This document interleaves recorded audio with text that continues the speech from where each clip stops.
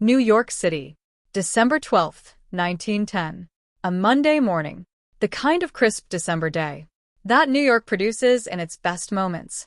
Cold enough to feel like winter, clear enough to make the city look like it has been recently cleaned. At approximately noon, Dorothy Harriet Camille Arnold left the family home on West 79th Street. She was 25 years old. She was the daughter of Francis Arnold, a prominent New York businessman and socialite, and his wife Mary. She told her mother she was going shopping. She was going to buy a dress for an upcoming party. She walked to Fifth Avenue. She went to several shops. She bought a box of chocolates at a Park and Tilford store. At approximately 2 p.m., she encountered a friend, Gladys King, on Fifth Avenue near 27th Street. They spoke briefly. Dorothy told Gladys she was going to walk through Central Park to read. She seemed, by Gladys's account, entirely normal, happy even. They parted. Dorothy walked north on Fifth Avenue, toward the park. She was never seen again. That was December 12, 1910. Nobody has seen her since. Her family did not report her missing for 6 weeks. 6 weeks, during which her father, Francis Arnold, one of the most well-connected men in New York society, conducted his own private investigation, hired his own private detectives, and told no one, not the police, not the public, not even Dorothy's closest friends. The 6 weeks tell you something. They tell you something about the Arnold family, about Francis Arnold's priorities, about the specific world that Dorothy had been living in, and possibly about why she might have wanted to leave it. But before the mystery, before the 6 weeks and the detectives, and the press coverage and the theories, there was a person, a young woman named Dorothy Arnold, who wanted to be a writer, who was in a relationship her family forbade, who was living under the complete control of a father, who had decided, as men of his era decided, exactly what her life would be. This is her story, not the mystery, the life. The Arnold family occupied a specific position in the New York of 1910, not the oldest money, not the grandest name, but solidly, comfortably, undeniably upper class. Francis Arnold was a businessman, involved in the importing trade, connected to the right families, a member of the right clubs, someone whose name appeared on the society pages, in the context of dinners and charitable events, and the various performances of affluent New York life. He was not extraordinarily wealthy, not by the standards of the era's plutocrats, but comfortable, very comfortable, the kind of comfortable that in 1910 translated directly into social authority, the right to determine how one's household was run, how one's children lived, what futures were appropriate, and what futures were not. His wife, Mary, was the kind of woman that the world Francis Arnold occupied, produced and required, gracious, socially skilled, and in the important decisions of the household, ultimately deferential to her husband. She loved Dorothy. She was worried about Dorothy, more worried probably than Francis. But she did not override Francis. In the Arnold household, Francis Arnold's word was final. Dorothy had a brother, John Arnold, who was the approved child, the son who did what sons of his class did, went to the right school, entered an appropriate profession, lived within the expected parameters. Dorothy was the daughter, and daughters, in the Arnold world of 1910, had a specific set of expectations placed on them. You were educated sufficiently to be a good conversation partner. You were presented in society. You married the right kind of man, someone your father approved of, and you became, thereafter, a wife and eventually a mother. Dorothy had been educated at the Burleigh School, one of the finest girls' schools in New York, and then at Bryn Mawr College, one of the most academically rigorous women's colleges in the country. She was, by all accounts, of teachers and classmates, intelligent, genuinely, seriously intelligent, a reader, a thinker, someone who engaged with ideas in ways that went beyond what was strictly required. Bryn Mawr, in 1910 was not simply a women's college. It was a statement, an institution built on the premise that women could and should receive the same quality of education as men, that intellectual life was not a male prerogative. Dorothy absorbed this. She took it seriously.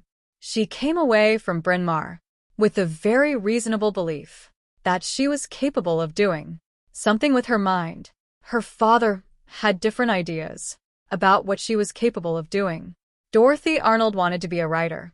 This is the fact about her that gets lost most easily in the mystery narrative, the narrative that is primarily interested in the disappearance.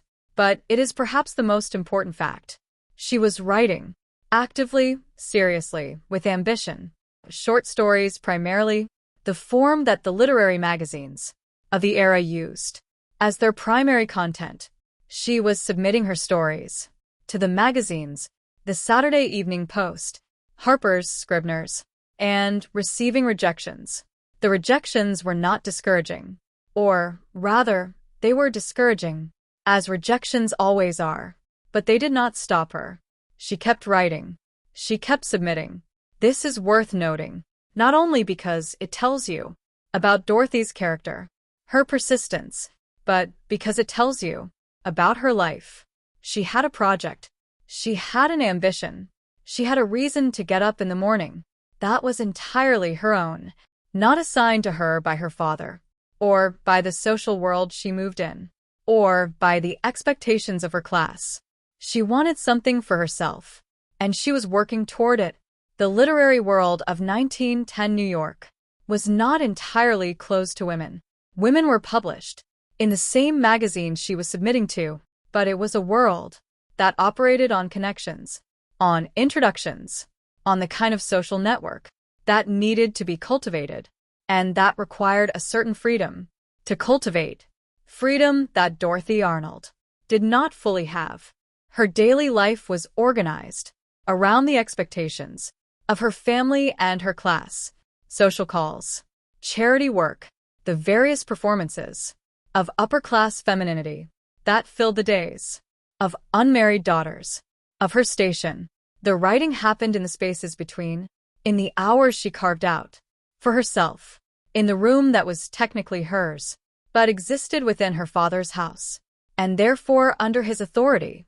Francis Arnold did not, by any account, actively encourage Dorothy's writing. He did not forbid it, exactly.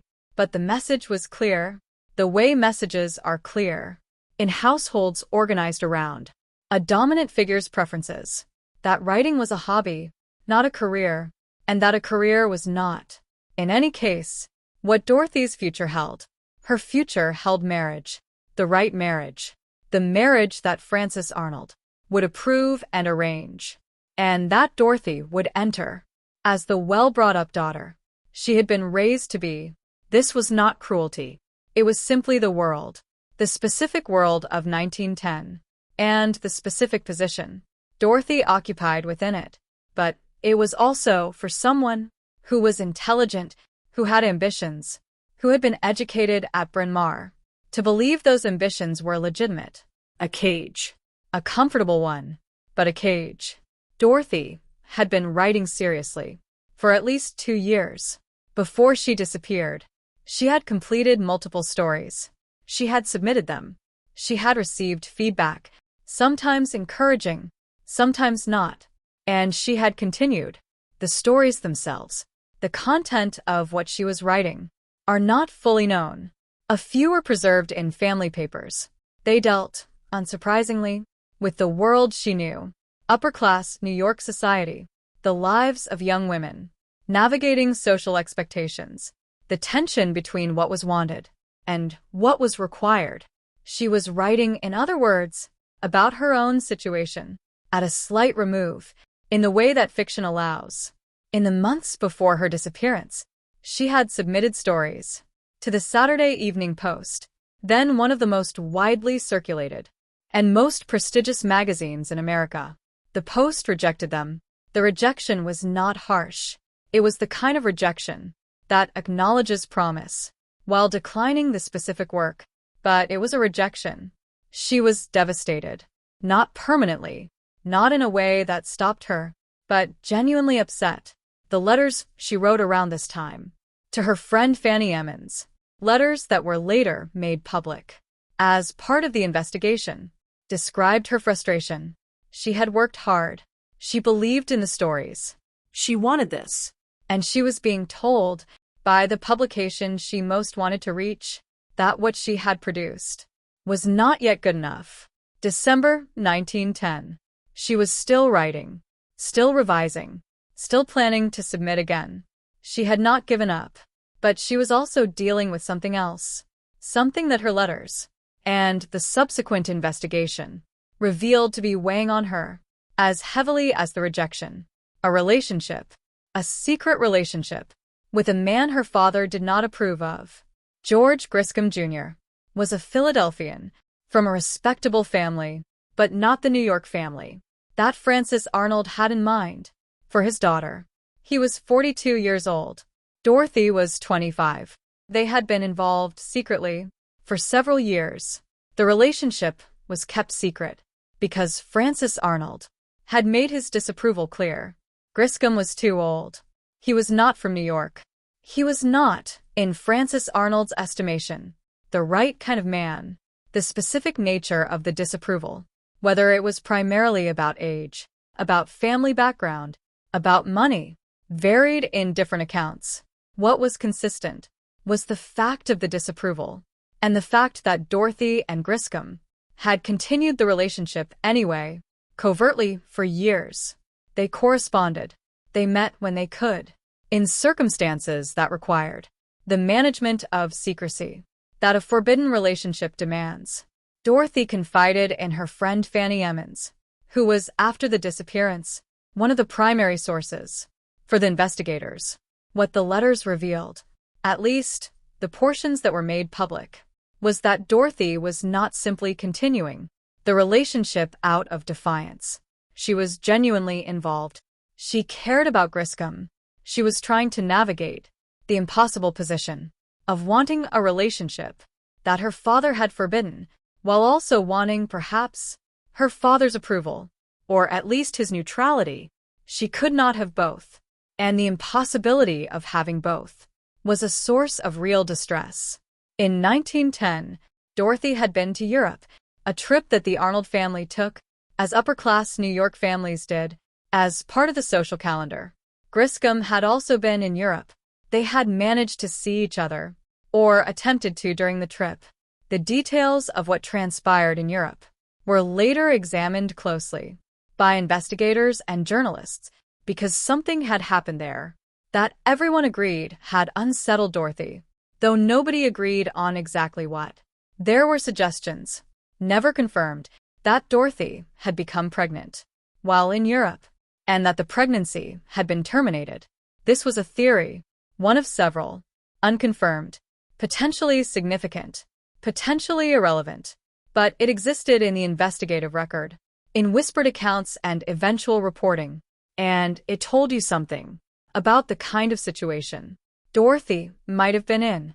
In December 1910, she was 25 years old. She was living in her father's house, under her father's rules. She was in a secret relationship with a man her father forbade. She was trying to build a writing career that her rejections were making difficult. She may have been dealing with a private medical situation. She was, in December 1910, someone whose life contained a specific and significant quantity of pressure and very few outlets through which to release it. Dorothy did not come home. On the evening of December 12th, her mother was worried. Her mother was, by the accounts of people who knew the family, often worried about Dorothy, who was not always where she was supposed to be, who had a life that existed, to some degree, outside her parents' full knowledge. Frances Arnold made a decision. He would not go to the police. Not immediately. Not for weeks. He hired private detectives. He made inquiries through the social networks that a man of his position had access to. He asked questions quietly, through channels that allowed for quiet answers, that kept the family name out of the newspapers. The private detectives investigated. They looked in the obvious places: the hotels, the hospitals, the addresses associated with Griscom. They found nothing. Or rather, they found what private detectives, working for the family of a missing woman, often find: nothing that the family wanted to make public. The 6 weeks of silence are, in retrospect, one of the most telling details of the entire case. They tell you that Francis Arnold's first priority was not finding his daughter. His first priority was protecting the family's reputation. Finding Dorothy, or at least finding Dorothy through channels that would generate newspaper coverage, was a secondary concern. The family consulted lawyers. The family discussed options. The family waited and investigated privately and hoped, perhaps genuinely hoped, that Dorothy would simply return, that she had gone somewhere, that she would come back and explain herself, and that the whole episode could be managed quietly, without public knowledge, without the specific damage that a missing daughter would do to a family's social standing. The days passed. December became January. Dorothy did not return. George Griscom, who had returned to Europe after the disappearance, was contacted. He was not initially cooperative with the investigation. He was eventually brought back to New York and questioned. He said he did not know where she was. He said they had corresponded, but that he had not seen her since before December 12th. In January 1911, approximately 6 weeks after Dorothy disappeared, the story broke in the press. The Arnold family had not gone to the press. The press had found the story through the same channels that the press always finds stories, through the people who knew something and were eventually willing to say so. The coverage was immediate and comprehensive. New York newspapers, then national newspapers. The story had everything the press required: a wealthy family, a beautiful young woman, a mysterious disappearance, and the extraordinary detail of the 6 weeks of silence. The 6 weeks became, in the press coverage, evidence of something, though different papers offered different interpretations of what exactly it was evidence of. Every newspaper in New York, and eventually across the country, ran Dorothy's photograph. She became, immediately, a face that millions of people knew, not because of anything she had done, not for her writing, not for her social accomplishments, but because she was missing, because she had walked out of a house on West 79th Street and not come back. The police began their own investigation, starting from 6 weeks behind, working with evidence that had been compromised by the family's private activities and by the passage of time. Witnesses were interviewed. The route she had taken on December 12th was reconstructed. The shops she had visited were identified. Gladys King, the friend she had spoken to, gave her account. The reconstruction of December 12th produced a clear picture of her movements up to approximately 2 p.m. After the conversation with Gladys King, after Dorothy said she was going to walk through the park, there was nothing. No one else came forward to say they had seen her. No one reported seeing her in the park. No one reported seeing her anywhere. She had walked into the afternoon on Fifth Avenue and simply ceased to exist. In the documentary record, a reward was offered, thousands of dollars, a substantial sum in 1911, for information leading to Dorothy Arnold. Leads came in, hundreds of them, from people who claimed to have seen her in New York, in Chicago, in European cities, in rural towns across America. Every lead was investigated. None of them held up. The investigation continued for years, not just months. Francis Arnold spent, by various accounts, enormous sums on private detectives. In the years following the disappearance, the Pinkerton Detective Agency was involved. Other firms were involved. International inquiries were made. In London, in Paris, in Italy. George Griscom was, in the press coverage, a figure of particular interest. He was the secret relationship. He was the forbidden man. He was, to the press, a natural suspect. Not in the legal sense, exactly, but in the narrative sense. He was questioned extensively. His movements were traced. His correspondence with Dorothy was examined. He maintained, consistently, that he had not seen her on December 12th, that he did not know where she was, that her disappearance was as inexplicable to him as to everyone else. Frances Arnold spoke to the press, reluctantly, carefully, with a specific caution, of someone who had spent weeks trying to avoid exactly this situation. He said they were doing everything possible. He said he hoped Dorothy was alive. He said he believed she was alive. He did not say why he had waited 6 weeks. He did not say what the private investigation had found. He did not say anything that the press found entirely satisfying, which meant the press kept asking questions. What happened to Dorothy Arnold? There are theories. There have always been theories. They divide, broadly, into several categories, and none of them is definitively provable, and none of them is definitively disprovable. Theory 1. She left voluntarily. She was 25 years old. She was educated, intelligent, living under her father's total control, in a secret relationship he had forbidden, with a writing career that was struggling. She had the intelligence to plan a disappearance. She had the motivation. She had the specific kind of desperation that comes from being someone who cannot see a legitimate way out of a situation that is slowly suffocating her. Maybe she planned it. Maybe the box of chocolates, and the conversation with Gladys King, and the walk toward the park were the last acts of a performance. She had been rehearsing for months. If she left voluntarily, where did she go? America in 1910 was still a country where it was genuinely possible to disappear and reappear elsewhere. No national identity system, limited communication between cities, a continent large enough to contain a person who did not want to be found. She could have gone west. She could have changed her name. She could have found work, difficult for a woman of her class, but not impossible, and built a different life.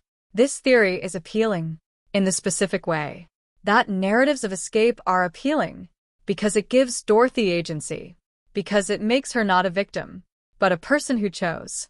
But it also raises questions. She never contacted anyone. Not Griscom, not Fanny Emmons, not her mother. If she was alive and free, why was there nothing? No letter, no word, not even an anonymous message to say she was all right. Theory 2, a medical accident. This theory connects to the whispers about a possible pregnancy, the suggestion that Dorothy, in Europe or shortly after returning, had undergone a procedure to end a pregnancy.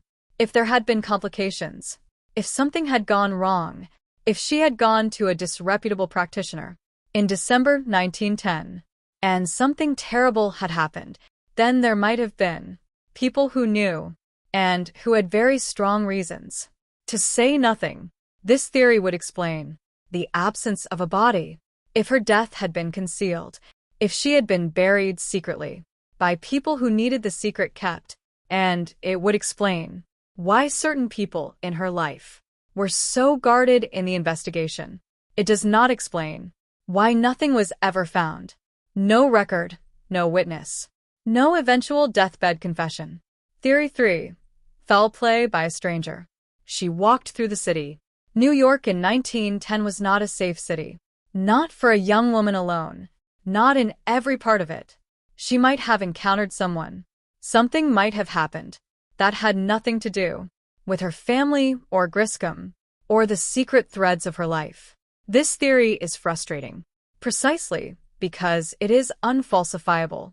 If she was taken by a stranger, a random act of violence, in a city of several million people, then the investigation into her family and her relationships, and the secret correspondence with Griscom, was looking in entirely the wrong place. Theory 4. Griscom knew more than he said. He was the forbidden man. He was questioned and released. He maintained his innocence, and eventually returned to Europe, and lived out his life, without being charged with anything. Some investigators believed and some accounts suggest that his cooperation with the investigation was less than complete, that he might have known where she went, that he might have helped her go. Theory 5. The family knew more. The 6 weeks. The private detectives. The specific things that Frances Arnold did and did not say. Some investigators believed, some reporters believed, that the family had found something in those 6 weeks that they chose not to share, that the private investigation had produced information that was suppressed. What information? Nobody has ever proven anything. Nobody has ever found the proof. The investigation continued for years. The theories accumulated. The leads dissolved. The case remained open. And Dorothy Arnold remained missing.